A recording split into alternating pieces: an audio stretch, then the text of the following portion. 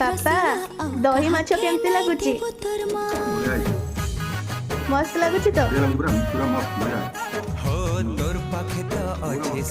चलतु बनैबा दही माछ तापाई मु रोही माछ नहीं सेटा टिके हलदी टिके लुण टिके जीरा गुंड टिके लंका गुंड पकईकी ताको भल भाबे मैरिनेट करदेली तापरे मो माछ को भल भाबे कड़कड़िया करिकी भाजी देली लो गरम होला परे टिके जीरा कटा हेथिबा पियाज आ भुसुंगा पत्र पकेइली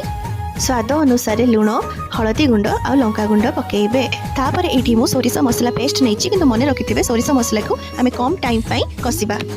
तापर फेंटा होइथिबा दही को पकेई मसलाटी को भल भाबे कसिबा